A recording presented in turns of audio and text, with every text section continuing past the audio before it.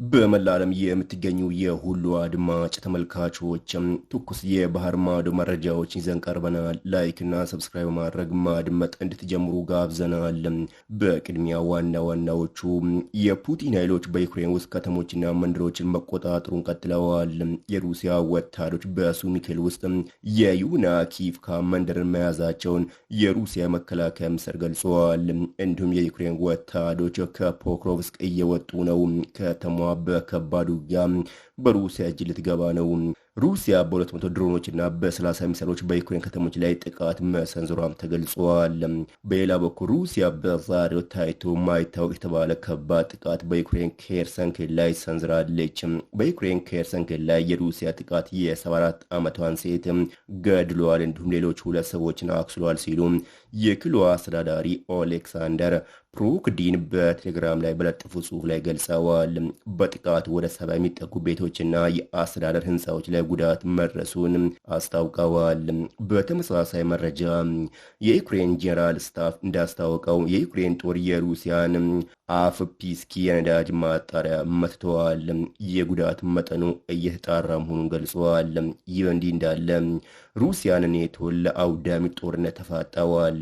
የሩሲያ ቦምብ አውሮፕላኖች በአላስካ ከጠለፉ በኋላ ኔቶ ዛሬ በአውሮፓ ተጨማሪ ሩሲያ ተዋጊ አውሮፕላኖችን ማባረሩን ገልጸዋል።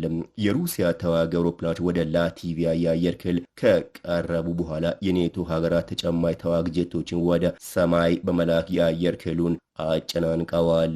የሃንጋሪ ተዋጊ ጄቶች ሐሙስ ዕለት በላቲቪያ የባህር ጠረፍ አቅራቢያ በባልቲክ ባህር ላይ መብረራቸው የኔቶ የተባባሪ አየር ኃይል በፌስቡክ ላይ ገልጸዋል። ጄቶቹ ዓለም አቀፍ የበረራ ደህንነትን ደንቦችን ባለማክበር ወደ ኔቶ አየር ክልል ተጠግተው እየበረሩ ነበር ሲል ትዕዛዙ ገልጿል። ኔቶ የአየር ክልል ተጥሷል አላለም።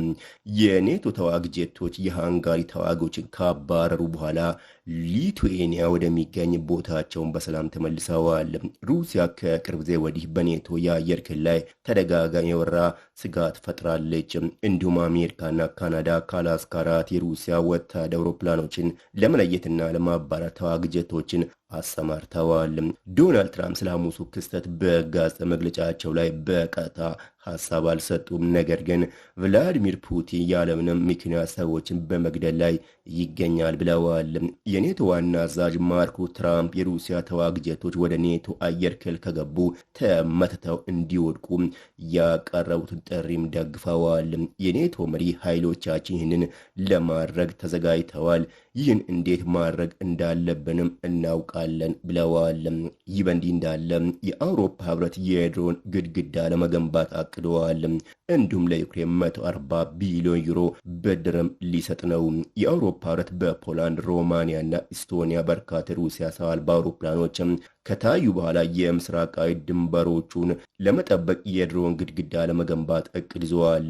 የአውሮፓ ህብረት የመከላከያ ኮሚሽነር አንድሪያስ ኩብሊያስ ራዳርና ኦክስቲክ ዳሳሾችን ጨምሮ መጪ ድሮኖችን ለማጥፋት የተሻሉ የመፈለጊያ ስርዓቶችንና መሳሪያዎችን መተግበር አስፈላጊ መሆኑን ገልጸዋል።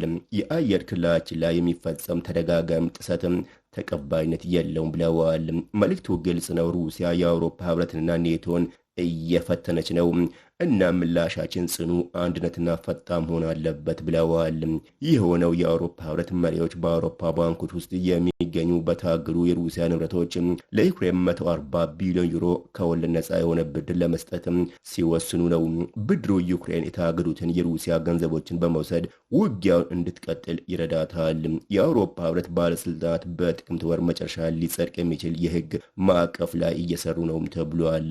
አሁን ጀርመንና ፈረንሳይ ሀሳቡን ይደግፉታል ሲልም አልጄዚራ ገልጸዋል።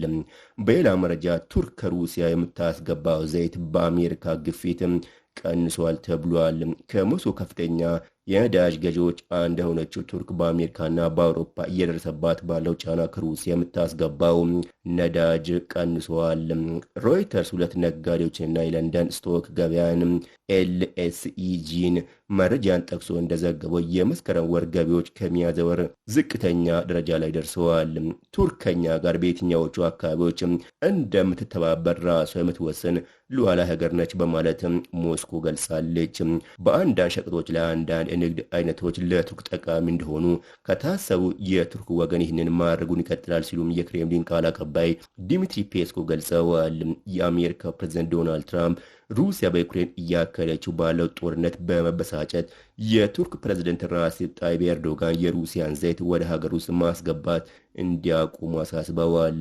ሐሙስ ዕለት ከተነጋገሩ በኋላ ትራምፕ ተስፋቸውን ገልጸው አንካራ ላይ ሊጣሉ የሚችሉትን ማዕቀቦች ለመከላከልና ከማዕቀቦች እፎይታ ለማግኘት ግዢዎችን ለማቆም ቱርክ ልትስማማ ትችላለች ሲሉ ገልጸዋል። ይሁን እንጂ በኤርዶጋንና በሩሲያው ፕሬዝደንት ቭላዲሚር ፑቲን መካከል ባለው የቀረበ ግንኙነት ምክንያት የቱርክ የመጨረሻ አቋም ወይም ውሳኔ ምን ሊሆን እንደሚችል መገመትም እንደማይቻል ባለሙያዎች ገልጸዋል። ምንም እንኳን ቱርክ በሩሲያ ላይ የሚጣለው የምዕራባውያን ማዕቀቦችን ባትቀላቀልም ቱርክ ዓለም አቀፍ ሕጎችንና ገደቦችንም ታከብራለች ተብሏል። በሌላ በኩል በአውሮፓ የውሃ ውስጥ ኬብሎች አቅራቢያ ሩሲያ የስለላ መርከቦችን ስጋት መፍጠራቸው ተገልጿል። የሳተላይት መረጃ በአውሮፓ ባህር ውስጥም ወሳኝ የውሃ ውስጥ ኬብሎች አጠገብ የሩሲያ ስለላና የማጭበርበር መርከብ መገኘቱን አረጋግጠዋል።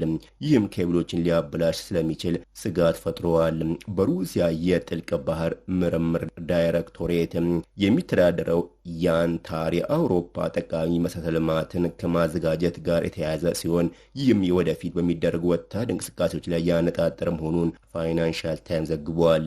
የቀድሞ የዩናይትድ ኪንግደም የባህር ኃይል አዛዥ ካፕቴን ዴቪድ ፊልድስ ሩሲያ እነዚህን ወሳኝ ተቋማት ለድብቅ ጥቃቶች በማዘጋጀት ከፍተኛ መዋዕለ ንዋይ አፍስሳለች ሲሉ ገልጸዋል። የሩሲያ ወታደራዊ አስተሳሰብ ቀደም ብሎ ለመምታት ከፍተኛ ትኩረት ይሰጣል ብለዋል።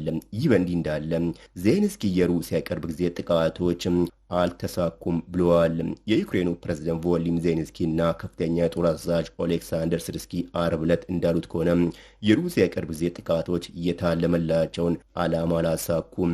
ዜሌንስኪ በምሽት ንግግሩ ላይ የዩክሬን ኃይሎች ሩሲያ ትልቅ ስኬት አገኝበታለሁ ብላ ባሰበችው ምስራቃዊ ዶኔትስክ በምትገኘው ዶሮፒሊያ አቅራቢያ ወደኋላ እየተገፋች ነው ብለዋል። ስርስኪ ለጋዜጠኞች እንደተናገሩት ደግሞ የሩሲያ ኃይሎች የጸደይና የበጋ ዘመቻ በሳቅ ሁኔታ ተስተጓጉለዋል። እንደ ፖክሮቭስኪ ያሉ ቁልፍ ቦታዎችን በመያዝ ረገድ የሩሲያን ውድቀቶችን አጉልቶ አሳይተዋል ብለዋል። ምንም እንኳን የሩሲያ ውስጥ እንቅስቃሴዎች ቢኖሩም ሁለቱም ወገኖች ከባድ ጉዳት ደርሶባቸዋል። የምዕራባውያን ተንታኞች ግምቶች እንደሚያሳዩትም አጠቃላይ ሟቾች ቁጥርም ከ1 ሚሊዮን በላይ ነው። ይህ በእንዲህ ያለ ሃንጋሪ ዜሌንስኪን በሰው አልባ አውሮፕላኖች ክስ አእምሮን አጥተዋል ስትል ከሰዋለች። የዩክሬኑ ፕሬዝዳንት ቮሎዲሚር ዜሌንስኪ የዩክሬን የአየር ክልል ጥሰው የገቡ የሃንጋሪ ስለላ አውሮፕላኖች ተባረዋል ካሉ በኋላ ሃንጋሪ ምላሽ ሰጥታለች። በዩክሬንና በሃንጋሪ መካከል ውጥረት ነግሷል። ዜሌንስኪ በምሽት ቪዲዮ ንግግራቸው ላይ ጥልቅ ፍተሻ እንዲደረግ ጠይቀዋል እና እንደነዚህ ያሉ ክስተቶች ከቀጠሉ ምላሽ እንደሚሰጥ አስጠንቅቀዋል። የሃንጋሪ ውጭ ጉዳይ ሚኒስትር ፒተር ሲጃጀርቶ ዜሌንስኪን በመተቸት በኤክስ ላይ እንዲህ ብለዋል። ፕሬዚደንት ዜሌንስኪ በጸረ ሃንጋሪ አባዜ አእምሮውን እያጣ ነው፣ አሁን የሌሉ ነገሮችን ማየት ጀምረዋል በማለት ተናግረዋል። አድማጭ ተመልካቾች የዕለቱ መሰማት የነበረባቸው መረጃዎች እነዚሁ ነበሩ።